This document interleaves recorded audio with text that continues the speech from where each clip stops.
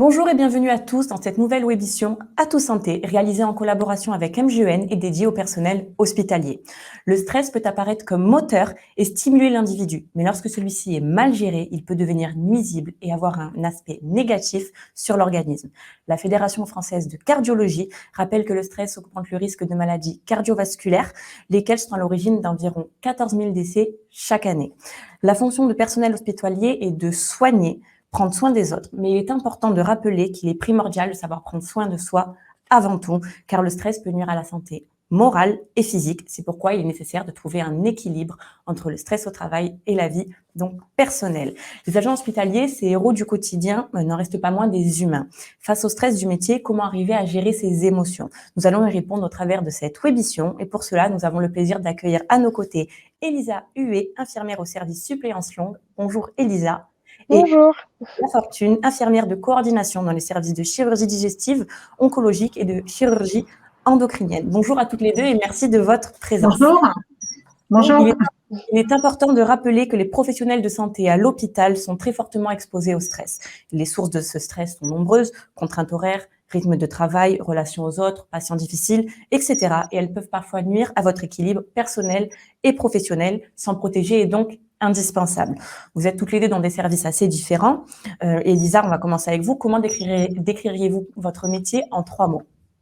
Alors, le prendre soin, le stress et la fatigue. Merci beaucoup. Et Isabelle, vous, comment décririez-vous votre métier en 3 mots? Moi, je dirais accompagnement, pluridisciplinarité et prenant. Vous semblez quand même assez d'accord sur les 3 mots de votre métier. Elisa, vous pouvez-vous nous dire quelles sont les sources de stress que vous sentez donc, au sein de vos services? Alors moi, je suis à la suppléance longue, ça consiste à changer tous les mois de service. Donc du coup, malgré tout, avec les conditions actuelles, on est déplacé dans les services Covid. J'ai fait de l'AREA là pour la première fois depuis mi-mars. J'avais jamais touché à l'AREA avant et on n'est pas forcément préparé à aller dans ce genre de service, donc c'est stressant à chaque fois qu'on arrive dans un nouveau service. On ne sait pas trop à quoi on va être confronté. L'AREA, c'est quand même quelque chose d'assez particulier. Du coup, c'est pas quelque chose pour lequel on est prêt et pour lequel on éprouve du stress, du coup. D'accord, oui, cela est totalement compréhensible, surtout si vous changez de service donc assez régulièrement. Vous êtes obligé de prendre sur vous car la priorité reste quand même la qualité de vos soins et la relation humaine que vous tissez avec vos patients. Mais Isabelle, comment, selon vous, arriver à faire face à ce stress au quotidien? Eh bien, moi, je fais de la coordination en chirurgie, c'est-à-dire je m'occupe d'accompagner les patients au mieux pour les préparer pour leur opération. Et puis après, on essaie de mettre en place tout ce qui permet de les aider à récupérer. Et alors, il faut vraiment travailler en multidisciplinarité avec beaucoup de personnel. Donc, je dirais, pour aider à gérer tout ça, c'est vraiment la communication qu'on va avoir entre nous qui va être primordiale. Hein. Merci beaucoup. Donc on le sait, arrogant, capricieux, désespéré, mécontent, voire même agressif, certains patients peuvent vous laisser démunis. Vous aspirez à soigner, écouter et accompagner, mais vous devez aussi répondre aux exigences du quotidien qui se démultiplient. Il appartient donc aux patients qui ne sont pas en situation d'urgence de comprendre les conditions dans lesquelles vous exercez. Elisa, avez-vous déjà eu affaire à des patients particulièrement stressés? Particulièrement stressée, oui, parce que par exemple, là, en réanimation, avant de les intuber, ils savent pas trop à quoi ils sont confrontés. Ils sont dans une situation où ils ont du mal à respirer, ils s'étouffent un petit peu, donc c'est une situation de stress pour eux. Et après, en service lambda aussi, dans les secteurs, j'ai des patients qui sont malgré tout stressés. Je retrouve des patients qui savent pas trop pourquoi ils sont là, qu'est-ce qu'ils ont comme pathologie. Ils sont juste malades, mais ils savent pas. On n'arrive pas à mettre de mots sur leurs mots, et donc du coup, c'est vraiment ça qui est compliqué et ça provoque une situation de stress chez eux. Et quelles sont vos techniques? Comment arrivez-vous à gérer ces patients stressés? Alors c'est beaucoup par l'écoute, l'échange, la présence, se montrer disponible pour eux. C'est vraiment les atouts clés pour pouvoir gérer le stress. Je suis en train d'être formée pour sûrement accéder à une formation d'hypnoanalgésie. Donc c'est une autre forme de stress à gérer aussi qui est liée à la douleur. Donc il y a vraiment plein de moyens qui sont mis en place pour gérer le stress du patient à l'hôpital. Et je pense que ce qu'on nous apprend le plus en formation, c'est celui de l'écoute et de la bienveillance et de la disponibilité. Merci beaucoup. Vous, Isabelle, dans les services donc endocrinologie, digestive et oncologie, qu'est-ce qui est mis en place et qu'est-ce qui est mis à disposition? Y a-t-il des solutions afin de diminuer le stress des patients? Alors oui, bien sûr, il y a tout un réseau d'infirmiers, notamment des infirmiers anesthésistes qui sont formés à une technique qui s'appelle la résonance énergétique par stimulation cutanée, qui consiste pour simplifier les choses, en un rééquilibrage énergétique en lien avec des notions de la médecine chinoise traditionnelle. On utilise des points d'acupuncture, donc ça passe par le toucher. Moi, je suis formée à cette technique-là également. Nous avons maintenant des aides-soignants et des infirmiers qui le sont de plus en plus. Ça fait partie d'un vrai plan de formation là où je travaille.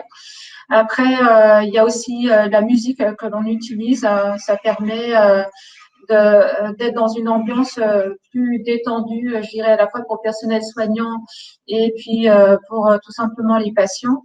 On essaye aussi de mettre en place un projet d'aromathérapie aussi dans les services. Et puis, il y a aussi beaucoup de choses qui sont mises en place au niveau de l'unité d'accueil de chirurgie au sein de notre service. C'est-à-dire quand les patients arrivent le matin même de leur opération, où il y a du personnel qui est formé à des techniques de sophrologie, d'hypnose conversationnelle.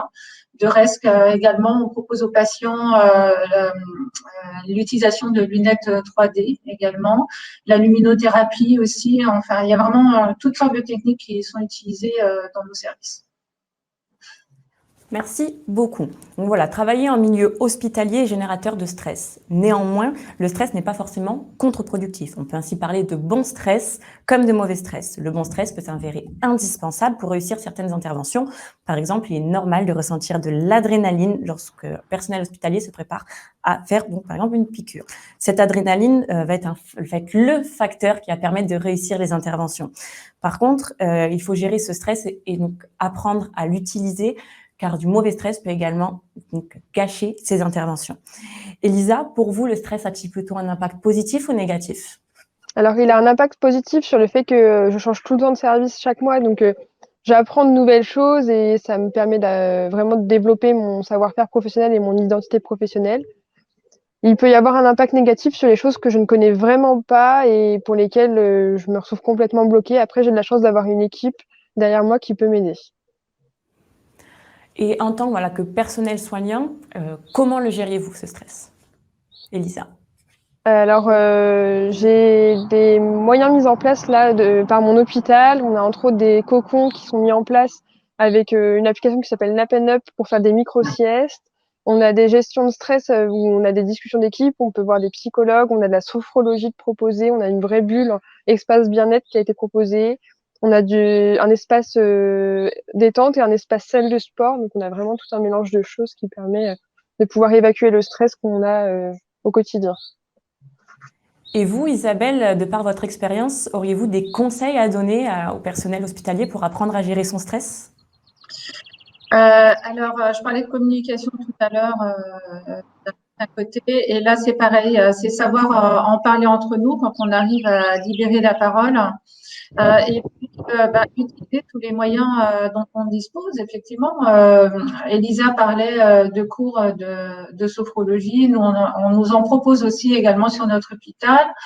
Faire un peu de sport, essayer d'avoir une alimentation équilibrée dans la mesure du possible.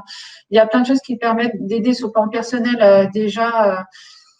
Et puis, essayer de prendre de la distance, essayer de faire en sorte que les choses stressantes n'impactent pas trop sur soi non plus, mais c'est pas toujours évident. C'est sûr, il faut avoir une certaine empathie, bienveillance, écoute vis-à-vis des autres, mais il faut savoir s'écouter soi-même aussi. Et comment arrivez-vous à gérer donc le stress au sein de vos équipes, ou comment votre équipe vous aide, vous, à gérer votre stress? Alors, moi, je propose volontiers, alors je le fais dans une unité de soins et mon but, ce serait de le développer ailleurs aussi, c'est de prendre 5-10 minutes lorsqu'il y a une situation difficile, par exemple dans le service. Je le fais en chirurgie endocrinienne, par exemple. Dans le cadre du lean management, on va le faire ça un peu plus tard, qui est une nouvelle méthode d'échange faite au sein des équipes. Et là, d'amener, de mettre en avant une difficulté qui a été vécue dans le service pour essayer de débloquer des situations. Pareil, libérer la parole au sein de l'équipe. En regard de patients, par exemple, que j'aurais pris en charge. Et puis voilà, pour permettre d'en parler ensemble et améliorer notre prise en charge et notre gestion de ces difficultés aussi qui créent un stress plus ou moins important. Merci beaucoup Isabelle. Avant de conclure cette wébition, nous accueillons Stéphane Guettin à nos côtés. Il va nous parler de musicothérapie. Bonjour Stéphane. Bonjour, merci de m'avoir invité aujourd'hui. Je suis vraiment très touché et très intéressé par les témoignages d'Isabelle et d'Elisa qui rentrent parfaitement dans le cadre de notre activité avec Musicare, qui est de développer des solutions justement pour gérer le stress des patients, notamment en réanimation, mais aussi des soignants en période justement de stress et de burn-out. Ce qui est très intéressant dans ce discours ces témoignages, c'est effectivement, on s'aperçoit que le stress a une répercussion au niveau de la santé mentale et physique, bien sûr. Et ce qui était très rassurant dans le témoignage aujourd'hui de ces soignants, c'était justement l'accent sur les interventions non médicamenteuses. Il y a encore une dizaine d'années, on entendait à peine parler d'hypnoanalgésie, de sophrologie, de reiki, de yoga, ou encore moins de l'effet de la musique sur les émotions. Et ce qui est très intéressant aussi, ce qui m'a retenu mon attention particulière dans ces témoignages, ce sont l'importance de la communication et de l'écoute. Et je pense que dans notre travail, basé sur l'écoute musicale, justement, on est dans une symbolique de relation d'écoute. Et moi, aujourd'hui, je peux juste donner cet exemple de l'intégration, de l'utilisation de la musique en soins courants, qui a une importance primordiale aujourd'hui en vue de la littérature scientifique. Et elle va permettre justement d'adapter un programme musical en fonction des émotions des personnes, mais d'aller bien plus loin que de la simple écoute de radio. Aujourd'hui, il y a des études physiologiques qui montrent l'impact, et notamment de certains types de musique adaptés vraiment en fonction des cultures et des goûts de la personne, qui vont permettre de stimuler des antidouleurs naturelles, et notamment stimuler les zones de récompense du cerveau, et qui vont réduire naturellement le stress et toutes les émotions associées. Donc la musique va naturellement stimuler la dopamine, des antalgiques naturels, des endorphines et même l'ocytocine, ça a été montré récemment, qui va favoriser le lien social entre le soignant et le patient. Et cette musique, en plus de l'effet sur le corps et de façon physique, sur les fréquences cardiaques et respiratoires, elle va aussi permettre de favoriser cette relation d'écoute et de permettre au patient d'exprimer ses émotions et son ressenti par rapport à la douleur. Et les résultats montrent une baisse jusqu'à plus de 50% des consommations médicamenteuses, donc une meilleure récupération du patient. Notamment en période Covid, c'est fondamental d'utiliser de la musique adaptée. Donc, comme nous le développons via des algorithmes de composition musicale, qui sont aujourd'hui des dispositifs médicaux, qui vont permettre aux patients de mieux respirer, de se détendre et de se concrétiser par une baisse significative des consommations médicamenteuses et une meilleure récupération et voire une sortie d'hospitalisation plus courte grâce à l'intégration de ces interventions non médicamenteuses qui sont basées sur de la musique, mais aussi sur des suggestions verbales comme en hypnoanalgésie. Et chaque patient va être plus ou moins réceptif à l'ensemble de ces techniques. Et donc, c'est fondamental que ces soignants aujourd'hui, donc l'exemple de Elisa et d'Isabelle est parfait, s'intègrent, puissent associer à leur pratique de soins courants un peu plus techniques, des techniques basées sur la communication et l'écoute du patient. Merci beaucoup Stéphane.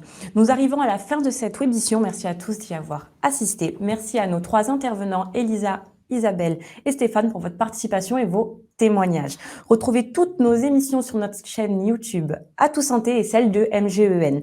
Suivez notre actualité sur notre page Facebook Atout Santé TV et d'ici là, soyez acteurs de votre santé.